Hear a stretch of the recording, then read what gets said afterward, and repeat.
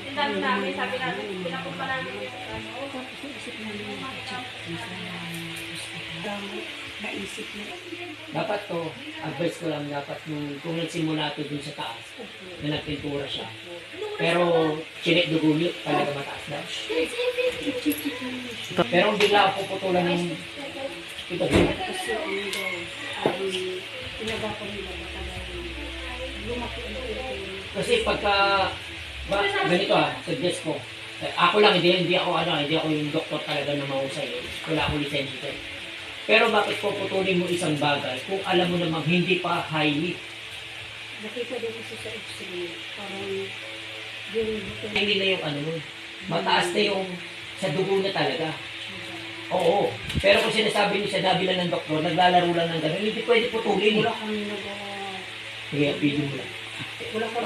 Wala kang kasi nahirapan na din siya Hindi, normal yun, mahirapan ka talaga o namamaga. Pero doon ako nagtataka, kung sabi mo highly siya, tapos nakita na ng doktor talaga na kinakain, pwede nang putulin pero siya sinasabi mo na naglalaro lang yung niya, tapos kinakain na, parang may mali alam mo ba, nabigat kami, check lang yun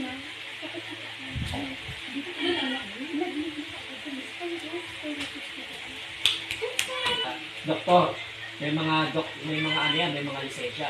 Pero pagdating sa mga spiritual, hindi tayo mangingimasok. hindi sa kasi sila na naniniwala.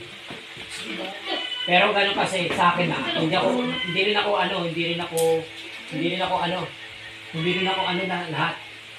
Wala akong para sitayin sila, para gano'n. Pero may kahit sa akin ako, titignan mo, mali. Wala kami magawa, kuya. Kasi Private po ba yun? Patay tayo. Dati marami na ako naging pasyente na mataas yung diabetic. Talagang nahihilo sila. Konting tayo, hilo, konting tapos ate, hindi rin talaga ako doktor. Once na sinasabi nilang bumabara-bara sa ugat at walang dumadalo na sinasabi nila, tataas ang BP nito. Ate, tataas ang BP. normal, bawat punta namin doon, siyempre, ibigay namin siya. Oo, tumataas ang BP. Kunwari ako, halimbawa ikaw may sakit.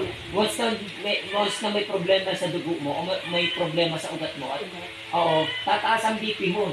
Hindi ako eksperto pero yun ang pagkakalam ko yun kasi, di ba kaya nga may nagkakaroon ng high blood, may nagkakaroon ng ganun, hindi mataas ang, basta kasi pag, design yung chef ko lang, marami na pasyente ko, pinunta ko ng hospital, nasa 300. Ang sugar. Talagang pinuputol na yung paa. 300. Biro mo 400. Kumal ka naman ng research, 60,000. Ito pa ang sinili. Yan ang baba.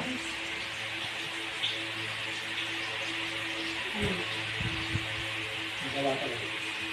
Tapos yung sa diabetic naman niya, sa doktor.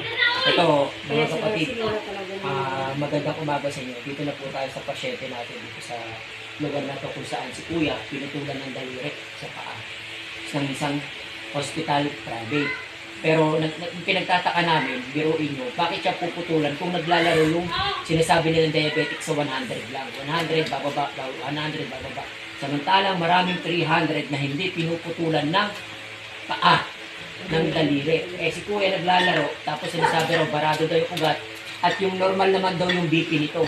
Kasi constant na sinabing mataas yung BP nito at barado yung ugat. Sa akin lang pag barado ang ugat niyan, tataas ang BP. Mag-high blood siya. Kasi nangyari na rin sa akin yun. Kaya sinasabi, ganoon din experience sa akin ng ibang doktor noon. Yung pag nagpapacheck up ako. Ako nga rin, barado, nagkakaroon ka ng problema sa ugat, nagkakaroon ka ng problema sa dugo. Umaano po yan. At tumataas yung BP. Sa kanya, dinala sa ospital, nagpa-check up. Wala naman siyang, hindi naman mataas yung BP niya. Ito na, pinutulan ng daliri. Sabi daw, yung niya, yung diabetic niya mataas, pero no 100 hanggang 140, hanggang 100. Pababa lang, puro pababa lang isa, sugar niya mataas. Bumababa. Oo. Hindi nga raw siya umabot ng 200. Pero marami tayo naging pasyente, umabot ng 300, hindi pinutulan ng paa. Hindi kinakain. Pero nakita niyo ba kinakain? Hindi. Hindi naman daw, nakita niyo si kuya, hindi naman daw kinakain yung sugat niya. Hindi binigay? Pakita mo. Oh, dapat sa iyo, personal mo yun. Katawan mo yun. Para ma-monitor din nyo kung pwede nyo rin patingin. Pwede eh. Kita ko may gawang tao. Kaya yung ano niya naglalaro lang. Kaya may gawa siyang tao. Sa kuya, si ate. Kumbaga umikot na yung ano niya. Umikot na yung sumpa sa kanya sa kuya.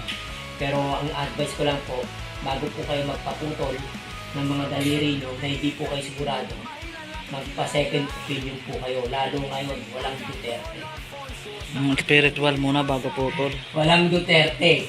Lahat po kakana po yan para magkapera lang. Tandaan nyo po yan. Second opinion. Tataranta ko mara. Hindi, yung pag-ibig Sige pa, ano yung mga amin yung lanyo. Tignan nyo kung siya kanina mahaba. Mariloli ka dito. Kaya mahaba yan. Kaya sobrang mahaba. Oh, sige. Sige. Sige ka eh. Ano naman?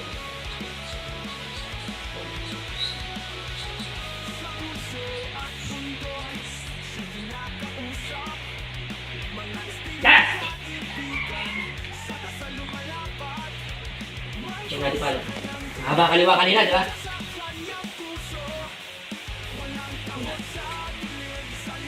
Pantay. Isa pa. Ayan, kung saan natin tingin ka na. Yan, ulit. Patay na. Tingin ako isang basong tubig. Kanina, wag na, malamig yun. Hindi siya pwede, hindi natin siya pwede papasukin. Kasi meron siya nararamdaman. Physical. Mahirap yun. Pag pinapasok natin yung gambala, pumasok yung mabigat baka kayo. Bigyan mo kasi ng cellphone si ano. May helmet. Asan mo cellphone? Kaya, Tinalo mo ba? Papanoorin mo. Malakas ko yan. tandaan niyo po Sabi malakas ko. Ganito po. Sino po ba mas malakas sa paniniwala niyo? Panginoon. Wala mas malakas na. Kukuri. Kaya ako po yan. Nanalo ako. Halos umiyak. Wala pong mas malakas doon. Sana matapos na ang